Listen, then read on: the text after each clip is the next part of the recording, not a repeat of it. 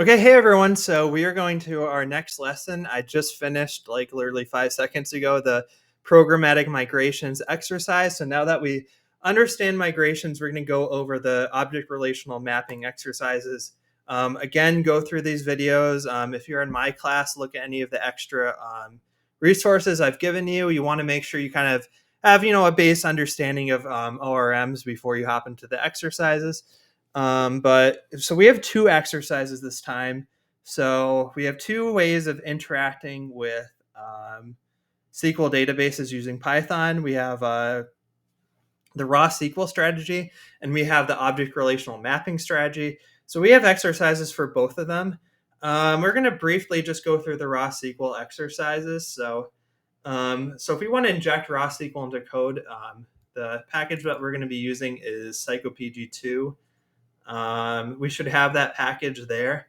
So this is just all kind of set up. If you're coming right hot from the last exercise, you should already pretty much have everything, but we'll just run through just for a sanity check. Docker desktop, going to open that up. We want to make sure all of our containers are running. Green means you're good to go. We want to make sure that Visual Studio Code is attached to our, let me close this. Let me close this too. We want to make sure Visual Studio Code is attached to our Flask container in Docker. We want to make sure, I'm just going to clear this from the previous exercise. I'm going to make sure that this virtual environment is activated, and it looks like mine is. And we want to make sure that we have this package right here. We should have it, but just sanity check. I'm going to copy this, paste, and then enter. And we should see it. But yeah, this is you should see pretty much something like this right here. And you guys should already know how to do this. If anything's confusing, just reach out to your instructor at the community or go through the previous exercises. So yep, Docker is good. So first off, we need to go, we're going to go make a new folder just for this exercise. It's going to be called psychopg2. I'm going to see if this is done. Yep, so we have the psychopg2 package. You should be in your app folder right now. If you're coming off the Alembic exercise, you're going to already be in the Alembic folder. So I'm just going to cd and then space ... enter to go back up to my app folder. You don't need to do that if you're already inside the Alembic folder, but kind of losing my voice here.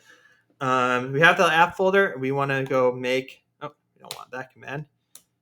We want to go make a new folder called psychopg2. I'm just going to copy and paste. Make sure the spelling is a little weird. Make dir psychopg2, enter, and then cd psychopg2, enter.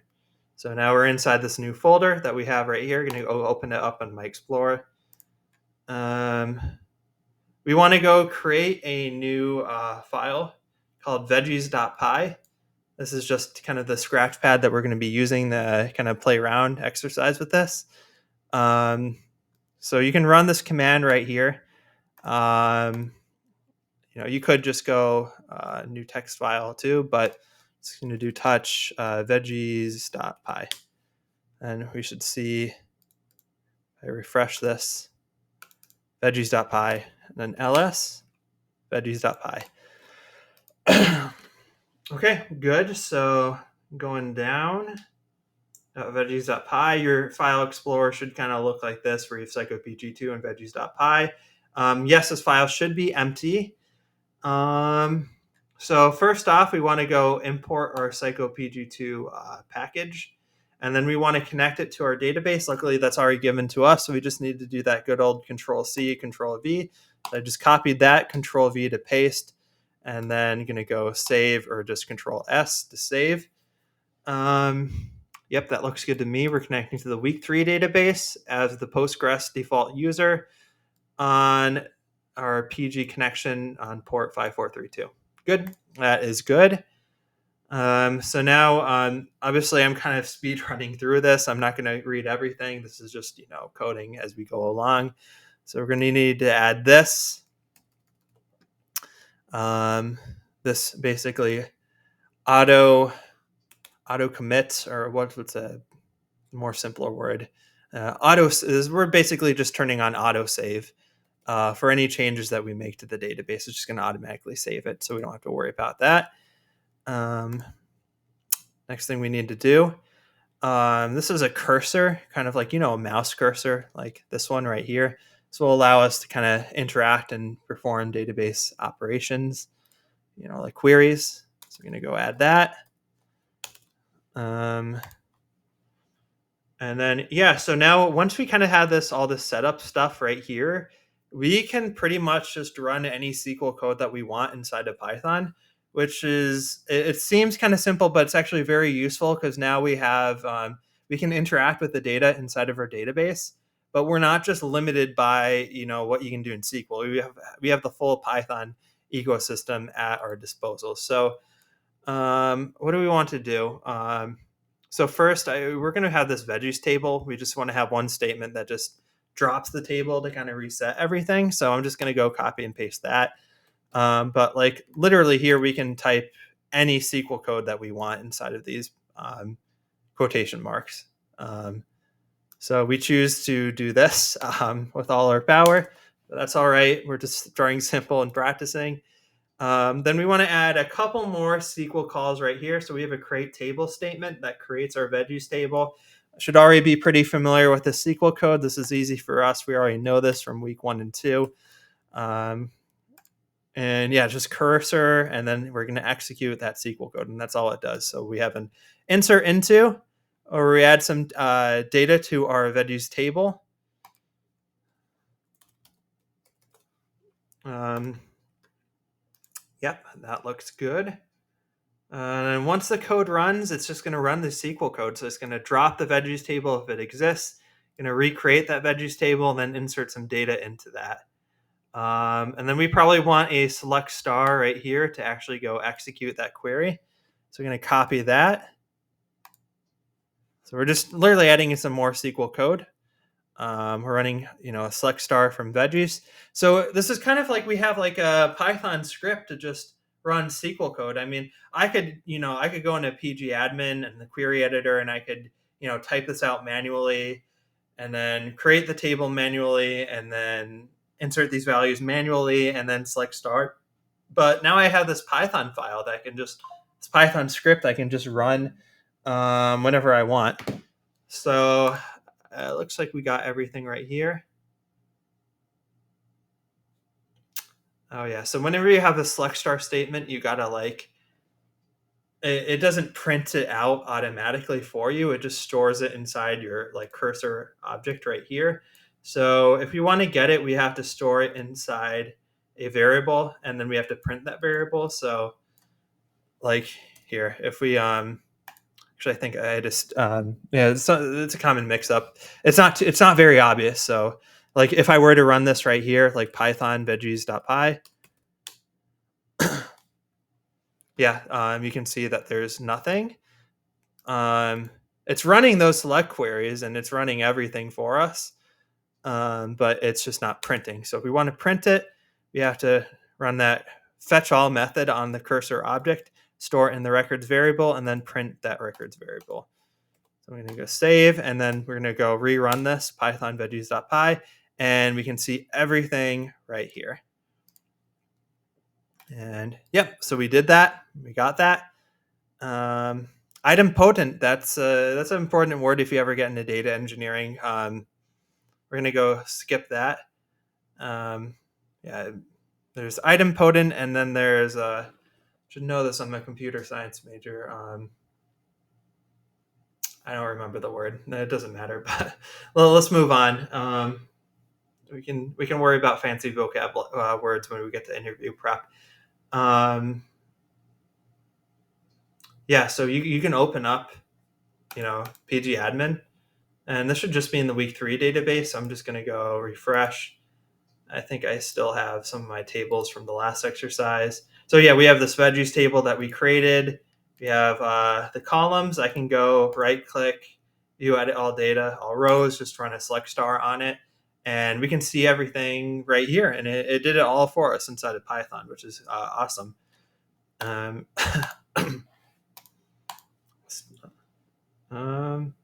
So that is good for that. We're just gonna run some more SQL code, really. And you could run, the select statement right here. We're gonna get rid of this print. We don't want it to print multiple times. So I'm just gonna comment that out. We're gonna run another select statement. This is just select. We're just getting color and name from the veggies table. And then we can, retrieve the results of that select statement. And then, all the SQL is done. So now we have the results of that query, and we can do whatever we want to it in Python. We could, make a neural network. And nothing's stopping us except our abilities. But we're just keeping this simple. We're just going to go iterate through this list. This variable is just going to be a list. I can even type hint it as a list. It's either a list or a set, but yeah, this is going to be a list. And we're just going to go print everything in that. We're just going to go iterate through it. So we're going to copy and paste that, iterate, save, and let's see, do we want to run it now? So we're going to go run. And yeah, it prints everything one by one. We could just print veggie records and run that. But this just kind of prints it a little bit differently because we're iterating through that list. We're going to go run that again. There we go. Easy. So it's a whenever we run fetch all to get our records from a select statement that we run, it's going to be a list of tuples. A tuple is pretty much a set or a list. So yeah, we can run another select statement if we want. We have some list comprehension right here in Python, a little advanced, but it's basically just going through all the everything inside the output of this select statement right here, and running through it. So I can go just copy and paste this. We can kind of see how it works. But the moral of the story right here is that we can run whatever SQL code that we want, run a select statement, grab whatever data we need, and then we can do whatever we want to it inside of Python. This really gives you much more ability to work with data and databases, having the power of SQL, storing, creating, reading, updating, deleting your data in SQL, but then also being able to interact with it using the Python ecosystem is just a really powerful thing. So we're going to go copy and paste that code up and run. And there we go. So obviously this is a pretty simple example, but really limitless applications with this kind of workflow. We need to get rid of this. I missed this. You can skip safeguarding your work. That is from an older version of the course. All right. Let's go on to the next exercise. Next exercise, we're pretty much doing kind of the same kind of thing, except we're using a different approach. This is the object relational mapping approach, basically where we map or translate our SQL objects or SQL tables to Python classes, because a class in Python is an object. A table in SQL is an object. So if they're both objects, we can, anything that we do to a table in Python, we can have that affect the actual database and vice versa. So it's just mapping or translating between the two. We're not going to get too much into the material. Already should be kind of familiar with it. But let's go run these exercises. We already did all of this. We should have the SQL Alchemy package. We're going to make a new folder. It's going to be the SQL Alchemy folder. So I'm just going to go back, cd ... to go up back to my app folder. Pip show SQL Alchemy. We should make sure that we have that package. We should, because it is inside our requirements.txt right there. I'm going to go close veggies.py. Was it? Okay. We're just going to wait for that to run, but the output should be kind of like that. And then we're just going to make a new folder called SQL Alchemy and then cd into that. So, yep, we have the package. Looks good. I'm just going to go clear, get a fresh terminal running, and enter. So now we have this, I'm going to close that, a new SQL Alchemy folder. We're going to go inside that folder. Oh, there we go. Into that folder. And just, sanity check pwd ls. We are inside that SQL Alchemy folder. We're going to go clear that up. All right, so first thing we need to do, so it looks like we're gonna have a new veggies.py file that we're gonna create. So it's gonna be a new veggies.py inside of the SQL Alchemy folder. So you can close your old one. It's just gonna be a new one. So I'm just gonna close that. I'm gonna say touch veggies.py and veggies.py. Nope, we want to go inside SQL Alchemy. I'm going to have to refresh this right here and double click veggies.py.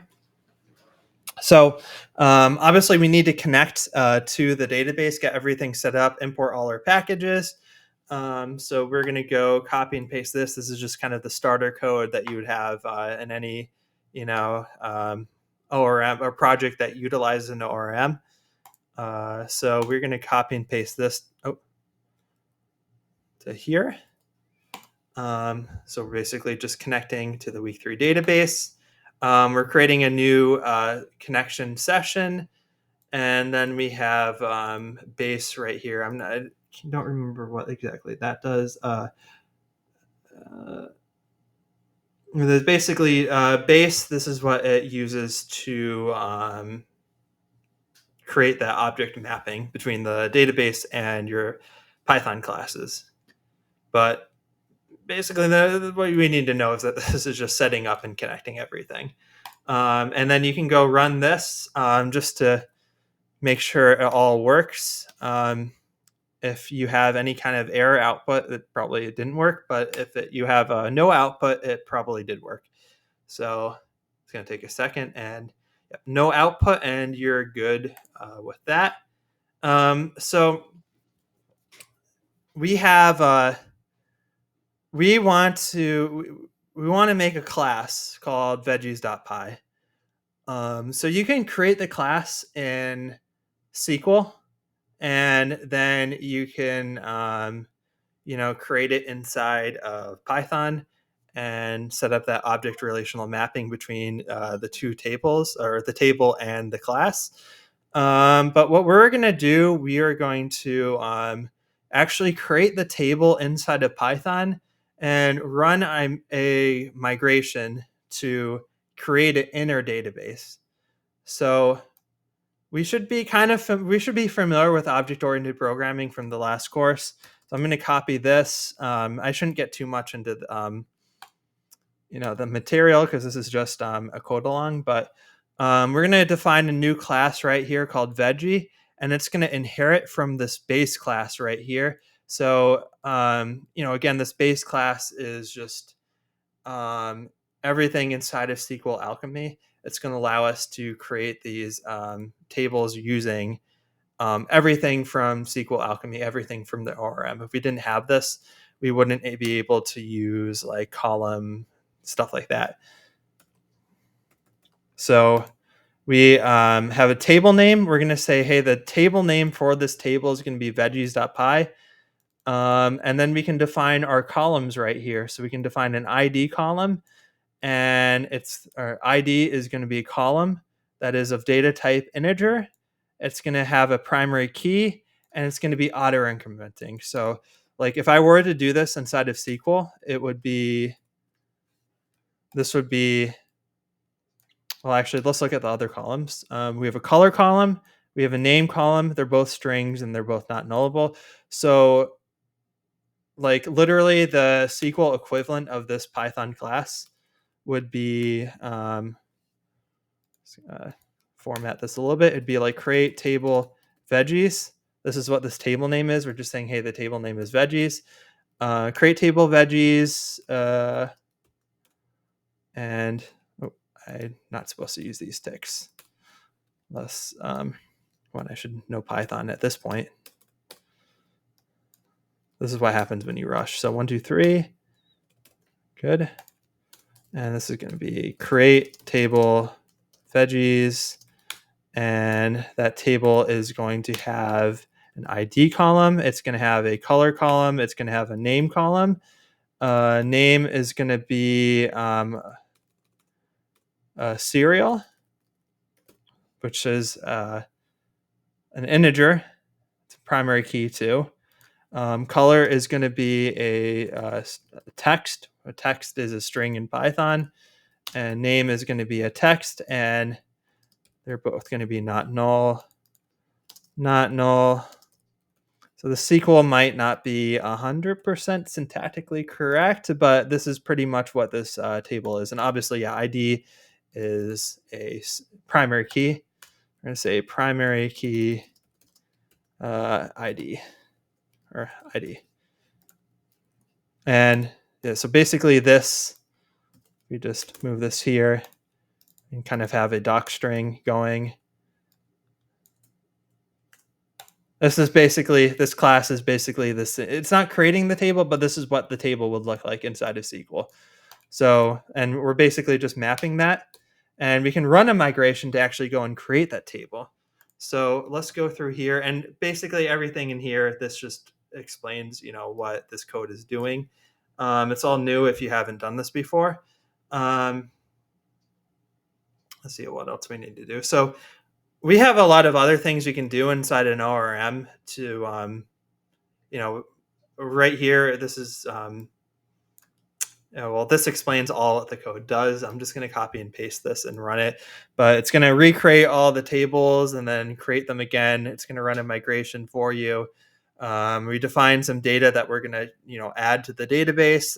Then we do some list comprehension, just adding all the data in there and then saving and committing that. So this is just kind of for practice. So I'm going to add all this at the bottom. And then I'm going to go run it.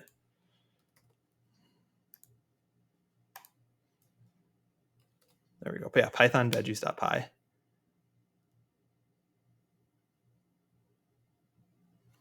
Good. So it runs all that code. Now I can go look at veggies.py. I didn't reset my veggies table from the last exercise. So mine might look like a little bit different. I think I have an extra column in there. Oh. So I just have, actually, let's view edit all data. Well, let's try that one more time. Yeah, so I think I'm just going to go drop this and redo it just because I forgot to reset from the last exercise. Or maybe I just need to reload this. Okay, so I got my customers table. We're going to go rerun all of this again.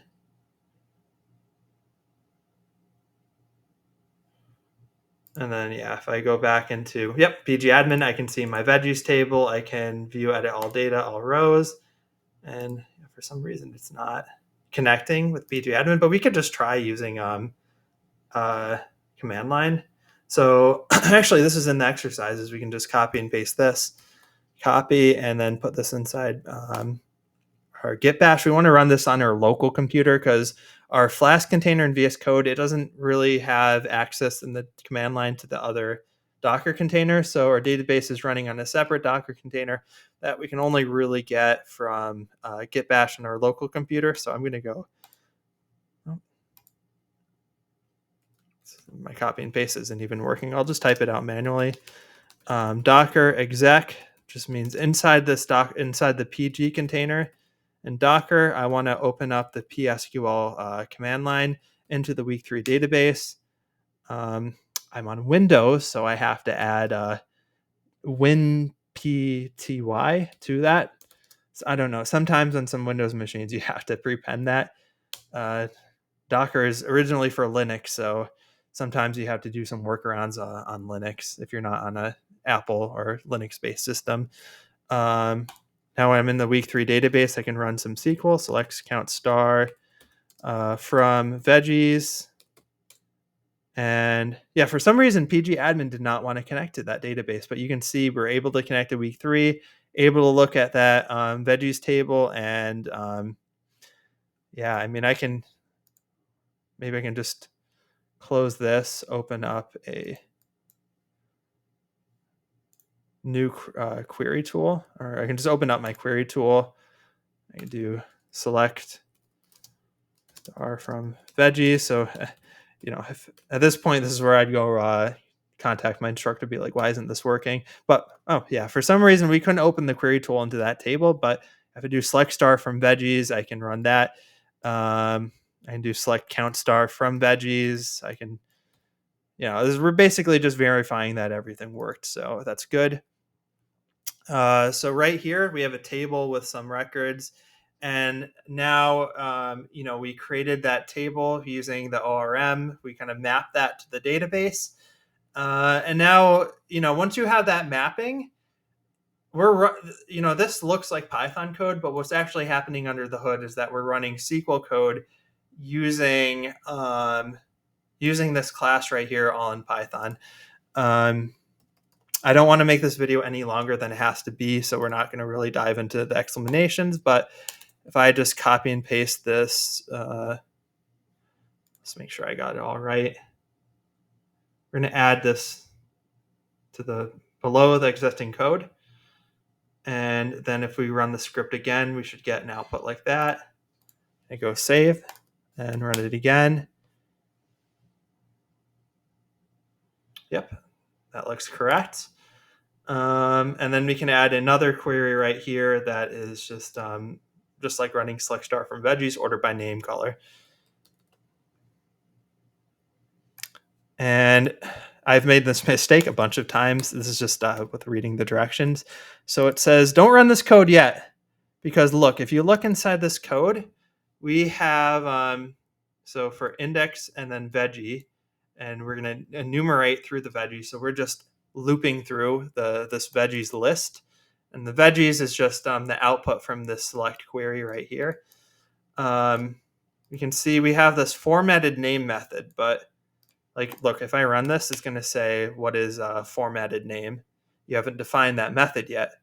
So what we can actually do, we have this, veggie object, and we can actually create methods for this veggie class right here, class method. So this is literally just object-oriented programming in SQL. That's what an ORM allows you to do, even if it doesn't make that sense at first. But we're going to go get this method right here that just basically formats the veggie's name for us.